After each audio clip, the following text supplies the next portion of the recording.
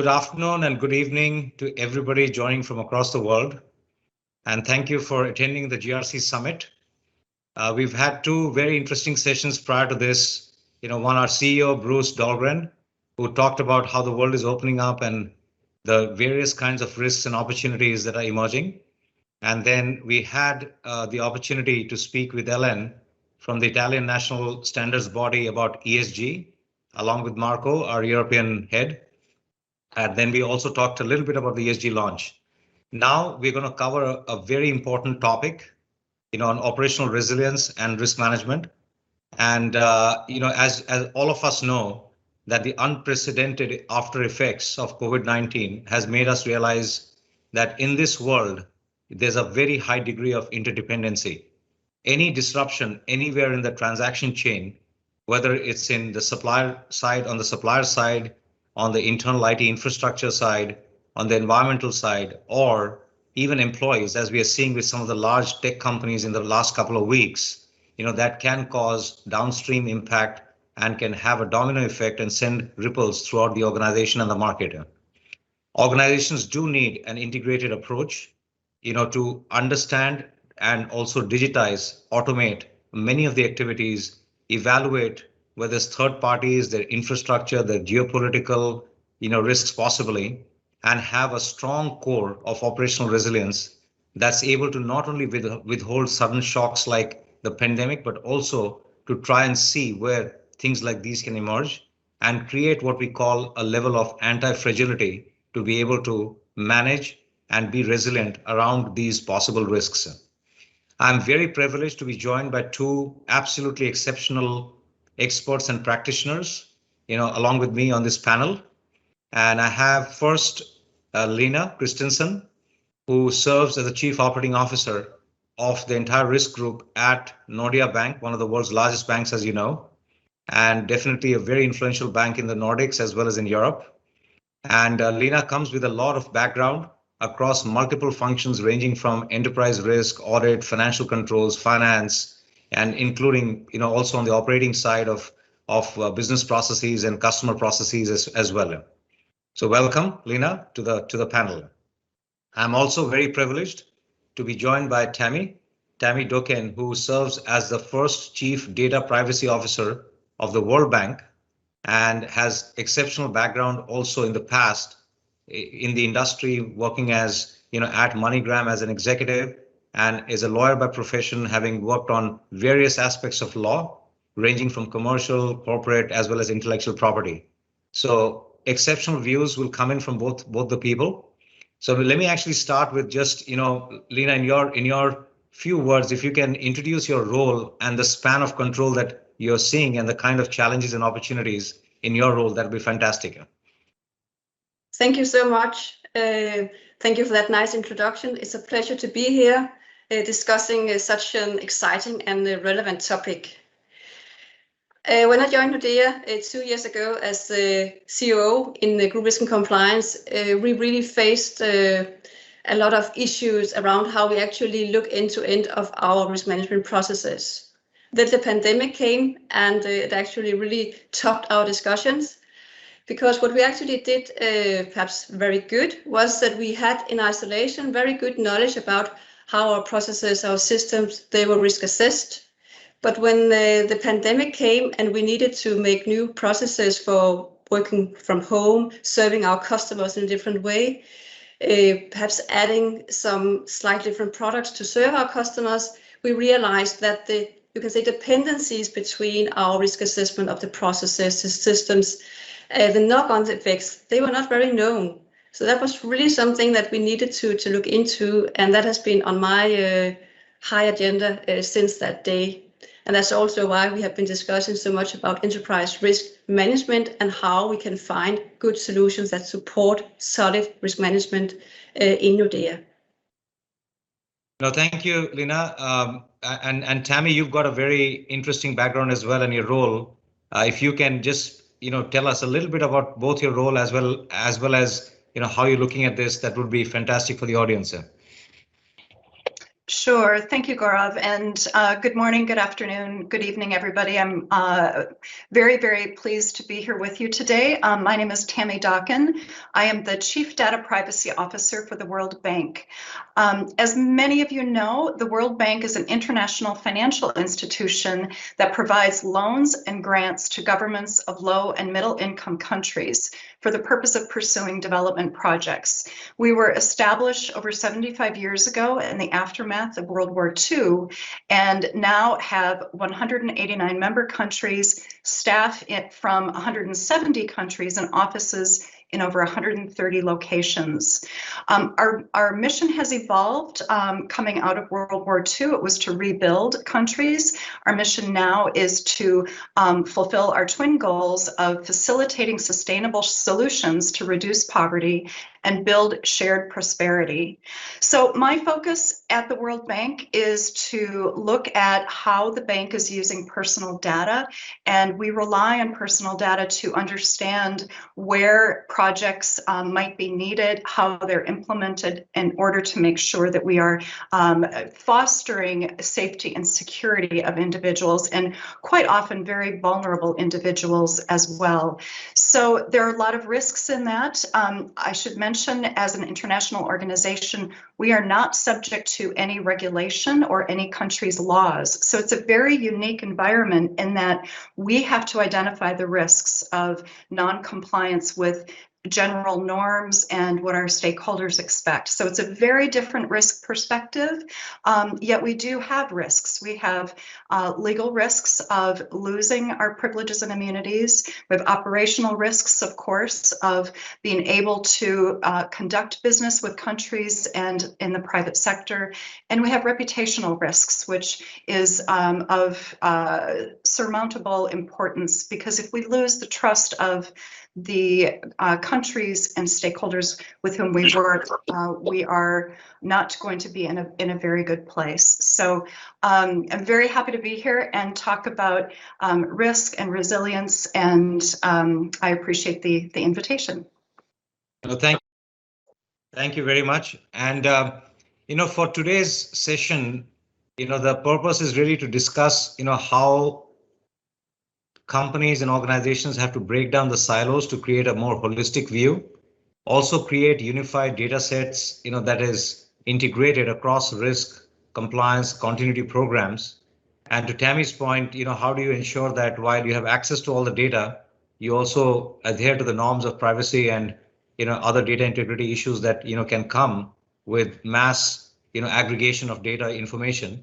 And then also last thing is how do you evaluate risks from a third party and an ecosystem perspective, that are part of your core business as well. So I'll probably start, Tammy, with you. If you can, you've already explained a little bit about your role and the criticality of your role to the World Bank, right? How have you looked at reconceptualizing and implementing operational resilience in the light of the challenges in the pandemic here? Sure. So I joined the World Bank just prior to the pandemic, so didn't have much of a running start. But as we've all shifted, it's just a wonderful opportunity, I think, to talk about resilience and what it means. And Lena might know this concept, but there's a concept in the Finnish culture called sisu. It doesn't have a direct English translation, but it incorporates elements of determination, resilience, grit, bravery, all of that in the face of uncertainty. And we Finnish are known for that. Some call it stubbornness, or some call it other things, but sisu is, I think, an apt and relevant concept here. So it's really important, I think, to look at the human aspect, because in order to be resilient, we humans have to be able to adapt and look at what was working now might not be, and what was okay being siloed now needs to be broken across business units and cross-functional opportunities. So I really think that operational resilience falls into that category. And it's at the bank, we are working very hard to bring our data practices, and again, my focus is on data and specifically personal data, but we're looking at how we can look at governing data from what was silos in that each region or each practice group or each operation was using data, but we want to make sure that we can leverage that and have access to it, have a full governance perspective, and pivot. And I think pivoting is critically important when looking at resilience, because you can have all the practices and procedures in place, but something like the pandemic or something smaller can come along and you need to adjust and adapt. And that's where the humans come into play. So I think humans and again, this concept of SISU is incredibly important. And Tammy, it's interesting, I had the opportunity of interviewing a gentleman called Nicholas Taleb a few years ago on our GRC Summit. And he's the person who wrote the Black Swan book and the Anti-Fragility book. And one of his insights was very sharp that how do you create systems and organizations that are anti-fragile, that can take, shocks more easily than the others? And one of the interesting things he had talked about is that you sometimes have to create simulated shock treatments, to be able to test and prepare the organizations for that. So what you talked about culture, is something similar, that how do you create resilience, but the human aspect is much more important than sometimes the process or technology aspects of it, right? So I'm gonna move to Lena here. And as we had talked probably, a month ago in Copenhagen, you have an interesting job, you've got an interesting role and a very trying time, if you will. The whole world of resilience, sometimes can get confused with GRC and risk management and BCM and policy management and third party and ESG. Everything comes under, kind of an umbrella that is crossover between each other, right? So let me ask you, in your role and your company, how are you thinking about two things? I'll ask. One is, what are the changes you're thinking through, to create a more resilient environment, and what kind of cultural process or technology changes that you are trying to incorporate to bring this all together? Yes, very good question. And I think actually, Tammy, you said a good word before. You said that we need to be forward-looking. So the risk management and the way that we think about how we make our company resilient is to be much more on our front foot. And then I will come back to the way that we think about the whole value chain. So this is not about BCM in corner one and operational risk in corner two. This is actually how we drive the business with this focus end to end. And that is actually where I think culture is coming into the picture as well. In Nordea, we have a kind of, can I say, scattered culture. Nordea is a bank that has merged since many years ago. So there's a lot of legacy, and on top of that, we have a lot of, can I call it, Nordic consensus culture, which I actually think is good, because it ensures that we actually cascade all our discussions down in the organization, so there is an understanding. So it's not just a top-down decision, but what it requires is that we really force ourselves to look holistic, to think consistent, and to say that everyone in the value chain is a part of serving our customers, manage our risk, so we can have the trust that you also mentioned, Tammy. And with all respect, implementing a tool, as you also said before, is perhaps the easiest part. What actually is the most difficult part, I think, is to create and change the culture. So everything we do, we have risk management embedded, not only implemented, but embedded. Because financial institution is banking, is a risk business, so that needs to be a part of our DNA. Right now, we combine our enterprise risk management project with some cultural work where we introduce training, we introduce icons and we are all risk managers. And of course, there's a difference for me being a risk manager and a frontline person being a risk manager. But to have that understanding how we all create this environment where all the pieces fit together, where we have golden sources of data for risk, where we can use for different elements, that I think is so important. And we use metrics team solution here as a leverage, as a tool for us to get this cultural journey going ahead. No, thank you, Lena. That's very well said. One of the, and both you and Tammy come from, slightly different, but, kind of converging perspectives. One of the very interesting dimensions right now is that, especially what's happened in the last couple of years, not just on the pandemic, but the financial, system disruptions in some places, the political, supply chain, global discussions that are happening, the trade discussions, regulators are taking, a stronger stand in many areas, right? So one of the things I wanted to, get your opinion is, if you look at classically, regulators have come with a very prescriptive approach that this is what operational resilience means. This is what enterprise risk management means, or this is the regulations you need to comply with, right? But I'm seeing a little bit of a shift where somebody like a Bank of England has come up with what I call a more exploratory, process, for resilience, asking organizations to go and ask questions versus be prescriptive, whereas some other regulators or quasi-regulators are coming with a very prescriptive approach. And then you got the World Bank, Tammy, like you said, that's more self-regulated, and self-governed, if you will, right? So how do you see this, how do you see this converging where you could have conflicting, messages coming from different regulators or different processes? How do you see this? Do you see this converging at some time, or do you think that organizations will continue to have to deal with conflicting regulatory priorities or regulatory, themes, if you will? So I'm going to go to Tammy first, and then Lena. Great, thank you. So the data privacy sphere is a perfect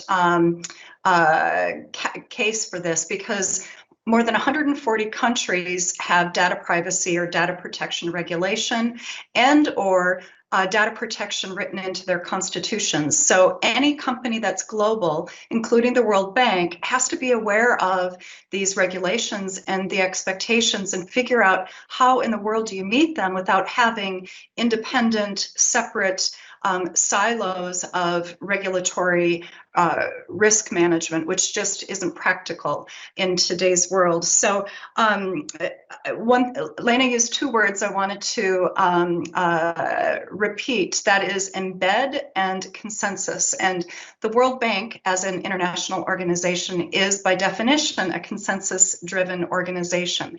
There is consensus on just about everything, and it's a very, very holistic environment where one person isn't just saying, this is what we're going to do, or we're not the prescriptive approach. And then embed, I'll speak about the privacy program that I and my team are designing and rolling out, which we are the first international organization to do this at scale.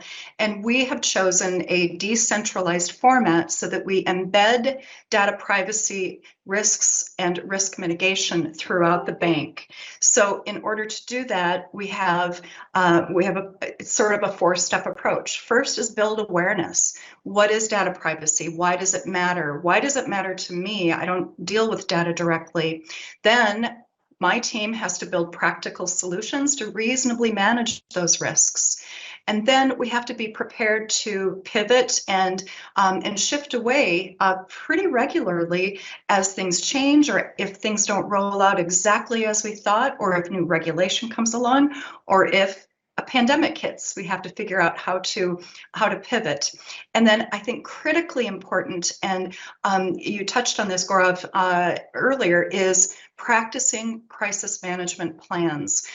So in my area, that means having routine tabletop exercises for cybersecurity breaches, ransomware attacks, other instances that we know we are likely to experience, but we have to be able to go through those so that we have that muscle memory of when we're in the midst of a crisis, we know what to do. So I hope that helps. Again, I think consensus and embedding into the culture of an organization is really critical rather than the prescriptive checklist of do this, this, and this. Thank you, Tammy. Lena, you are directly impacted by so many different kinds of regulatory bodies, etc. What's your kind of brief snapshot on that? Yeah, first of all, I would say I fully agree, Tammy. I really think that this is not a paper exercise. We need to do this. It has to hurt a little bit so we actually can learn and experience what to do when the peacetime is over, if I can put it like that. I think looking back on the back of the financial crisis a decade ago, all supervisory regulator looked on how can we raise the bar so capital liquidity will be much stronger, etc. I think we've done a good job there in the financial sector, and now I think the time has come to the more operational part of it. And you mentioned the Bank of England, the Basel Committee is also working on a paper. So this begins to actually pop up in more places. So I foresee that we very soon will have a much more, can I put it, mature supervisory environment about this. The whole operational risk environment has been very much qualitative. We do it in our way, you can do it in your way, but I think that we will have much more description and concrete guidance on how the methodology to actually assess resilience should be. So I foresee that there will be a time where the different supervisory bodies and regulators will have different opinions because we need to get to maturity. But I also foresee that we will come to a stage where we are much more mature as we are in the financial risk area, because we need some more clear guidance on when are we flagging red, when are we need to do something, instead of the financial institution 1, 2, and 3 decide for themselves. Thank you, Lena. That's very insightful. I'm going to intersperse a couple of questions that have come, from the audience as well. So one of the questions, and thank you, Lena, earlier pointing out how critical the role of technology and a platform is to not just run data, but also, be an enabler for cultural change in the organization. Sometimes, technology forces the culture change, if you will, because it allows people to, work on a common process, a common understanding, and highlights where things are going right, as well as, where things are going wrong. And we've talked a lot in the world of risk and resilience about AI and robotics and ML, etc. But one of the questions, interesting questions that is top of mind and has come is that how do you more actively engage, the frontliner, right, for continuous resilience? In our world, we've been quite privileged again to be working with companies that are leading edge, where they've not just traditionally, if you look at resilience or risk, they've been very centered on, the second and third lines of defense, even the first line of defense, but not the front line necessarily. And now we have organizations, like one of the UN agencies, they've extended this out to, a lot of the consumers as well, who are getting food and charitable donations from, this organization. We have an airline company, that's extended it out to the entire 50,000 employee base to be able to highlight instantly where there might be a risk or an opportunity for them. And one of the central banks in Europe, actually, interestingly, one of the large central banks, they've extended it to their employee base and also to the constituent banks to be able to instantly highlight an observation, for example, that might be happening in any part of the organization. Now, there's an interesting challenge there, and that's the essence of the question, that sometimes it's a little fearful to be able to see every possible observation that's happening in the organization because it has to be reported sometimes or whatever, right? So how do you think about the involvement of the front line for continuous resilience? And Tammy, you had pointed out earlier that humans are exceptionally important. We can do all the data integrations and data aggregations, etc. But human intelligence still reigns supreme because they are closest to the process. So let me ask you, Tammy, first, how do you look at the involvement of frontline, and are you doing something to extend it in your organization? Oh, what a fantastic question. And I couldn't agree more that it's those individuals on the front line that make the difference, whether it's preventing a data breach or making sure that on the ground things are going according to the policies and procedures that we have. And as a sister organization to the United Nations, that resonates with me so very clearly. So I mentioned that we have a decentralized approach to implementing and embedding data privacy into the World Bank. That means that our first line of defense are the business units, the practice groups, and the regions. However, the front line is the human face of that. So that means that my colleague that might be on the ground in the Sudan collecting information through a survey, a household survey asking about access to water, access to food, other important data that we're collecting, that person needs to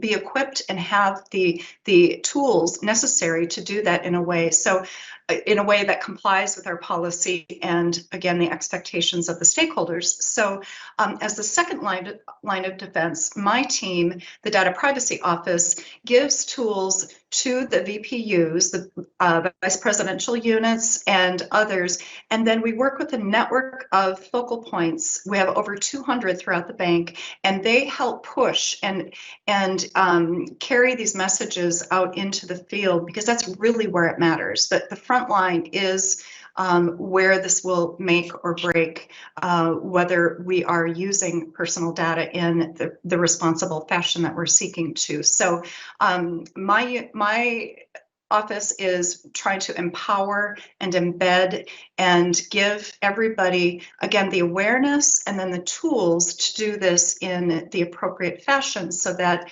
the people we're trying to help are actually being helped and not being harmed further by an irresponsible method of using personal data. So frontline is critical.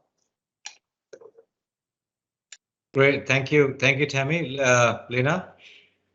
Yeah, I couldn't agree more. The frontline people are meeting our customers, and that's the first touch point where we actually get all the data in, and we need to do it in the right way. We need to build the trust with the customers so they know that their money are safe with us, etc. So they are a significant part of the whole value chain. So coming back to the little project I described before about We All Risk Managers, the culture project, that really include the whole value chain. And I think we have a deep obligation from second line to actually prepare this in a good way, because there are more ways to look at risk.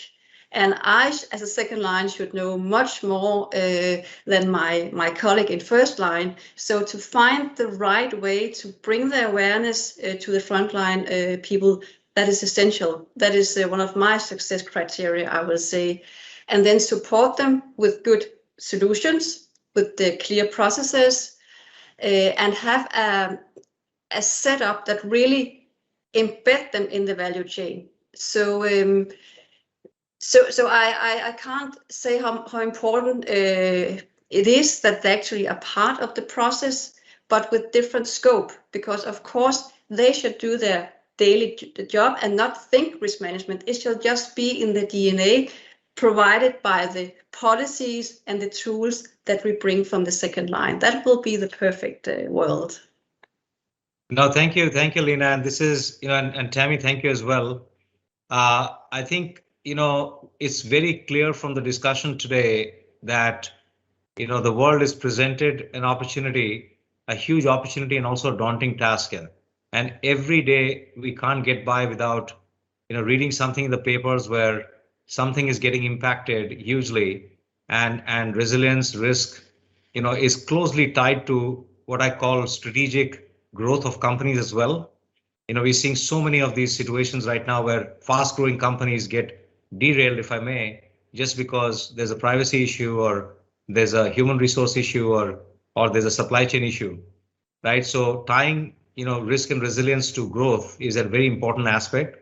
I'm going to ask you, in very brief, as we summarize and close this panel, just one sentence or maybe 2 sentences each on what is your recommendation. We have a lot of audience here who are practitioners, are working with these banks, who are faced with the same opportunity and the same challenges that we just talked about. Very brief, what's your recommendation for the audience on how to think and look at operational resilience holistically?